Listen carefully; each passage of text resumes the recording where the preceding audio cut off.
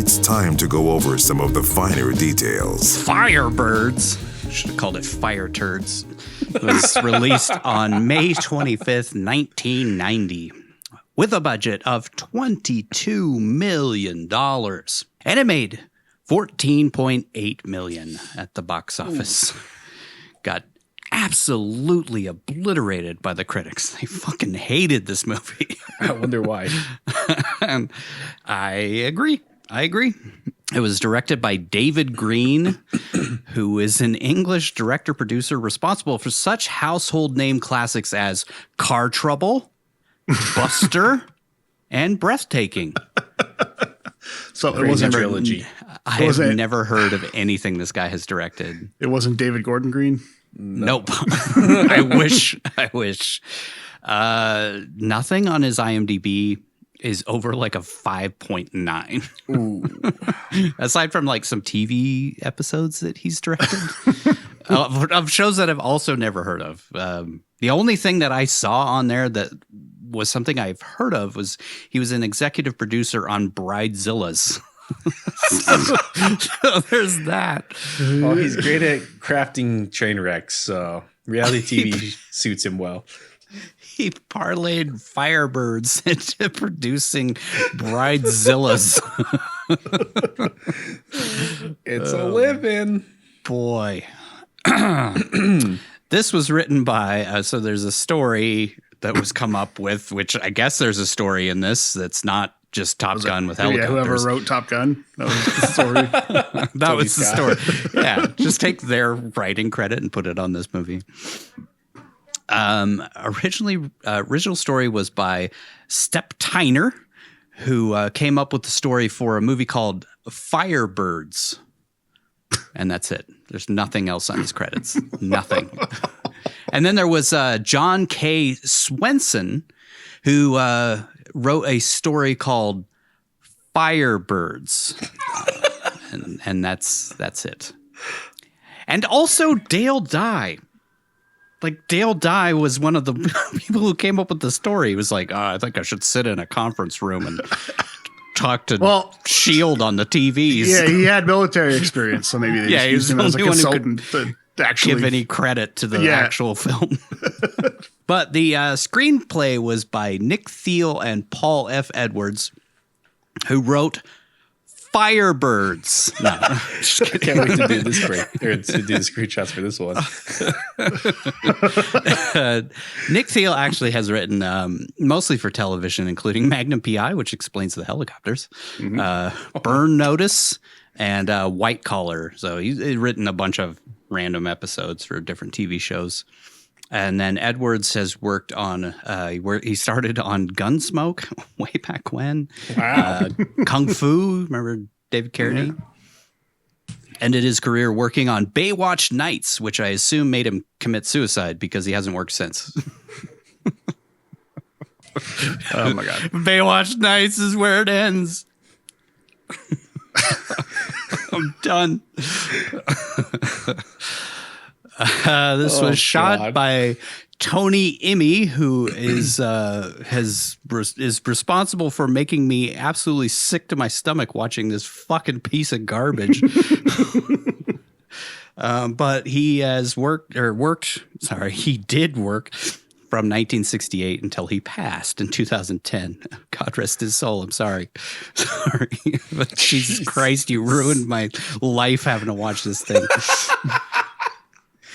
I worked on a whole lot of completely forgotten films and TV movies and stuff. Out of over 100 credits as a cinematographer, I only recognized Enemy Mine and Firebirds. That's it.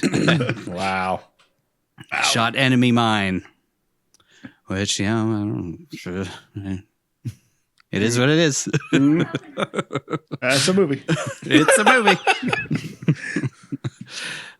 This was edited by Norman Buckley, Dennis O'Connor, and John Pohl. Always a good sign when you have 3 editors.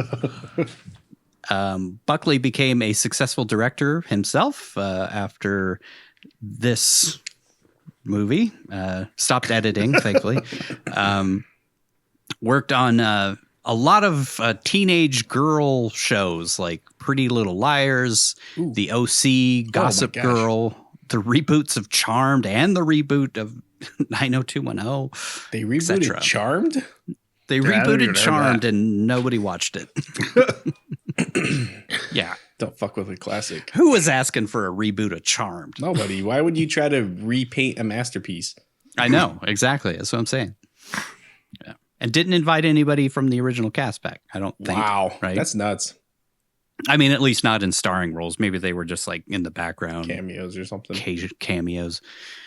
Then O'Connor, the second editor, is responsible for one of, if not the greatest fucking movie that has ever been made, UHF. Wow. And some other stuff. None of it I recognize, but he was an editor. He was the editor on UHF. Which all right. We got some pedigree. Yeah. I mean, that's amazing. And the third, like, afterthought editor was actually the one who became the most successful after this. John Pohl edited the most recent version of The Color Purple, did Austin Powers, The Spy Who Shagged Me, Scary Movie 3, Meet the Parents, and Meet the Fuckers, and The Greatest Showman. So, Jesus. Yeah. What a weird... What a weird grouping of people. Yeah. Grouping of people, and then like, and what careers. A weird resume for all of them. Yeah.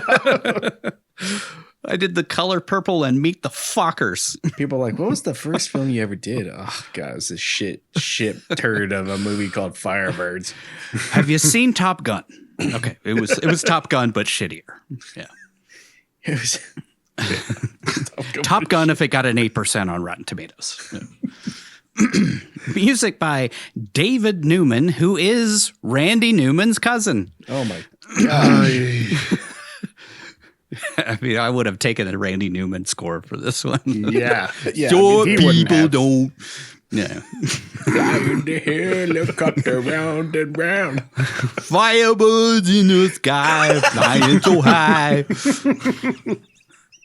This guy, David Newman, I have never heard of, but he has been working for over 30 years.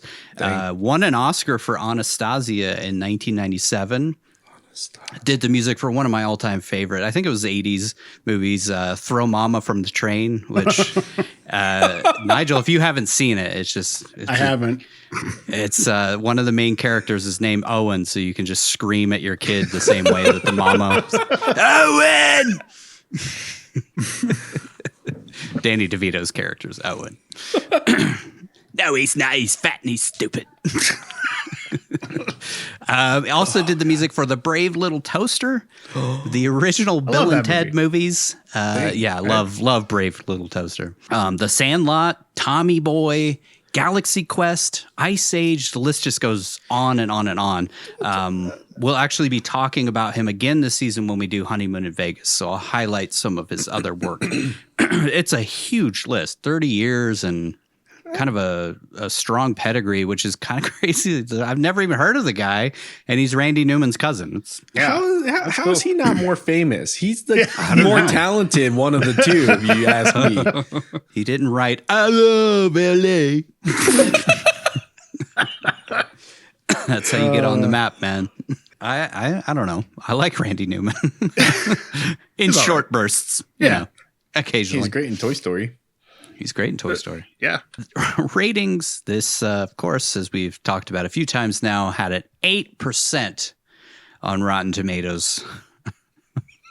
Which somehow the movie we're doing after this is worse. I thought we were done doing shit movies. I thought you were going to give us a break. We are not season. even fucking close. I thought you were going to put in some good I wanted to do movies this movies. season that we hadn't seen for the most part. So yeah. Oh my God. There's some real duds this season. And there's some good ones too. We're just starting off with a bang. Long Legs and then Firebirds. We wonder why we can't get viewership. Exactly. So 8%, 3.1 out of 10 on only 24 reviews. So take that with a grain of salt. But, audience score was a 35%. Who was rating it that high? It's a pretty good rating, yeah. Metacritic gave it a 31%. Letterboxd, 2.5 out of 5, which I think is the lowest Letterboxd rating that I've seen so far. Still, that's like a 50%. Yeah, yeah. As we'll find out, Letterboxd people are stupid. And they're rating everything with like one line. It was good. Helicopter fun. Helicopter. 5 out of 10. Oh no, it's a 5 out of 5. 5 out of 10. Sorry. IMDb gave it a 4.7 out of 10. Which seems high. That seems way high. And then somehow the cinema score on this piece of shit is better than Adaptation and Long Legs. Had a B-. Oh my god. Movie loud. Lot explosions. Me like. I could not follow helicopter, but neat. Look neat. Trump's America. God damn it. This movie. Oh, wait, no, this was George Bush's America. Yeah, this is George Bush. The first. Yeah. This movie's oddly relevant nowadays since they just classified cartels as terrorist organizations. I was going to say, it's a good thing that they were so successful in stopping all the cartels in the 90s. It really slowed them down, man. Bang up job, literally.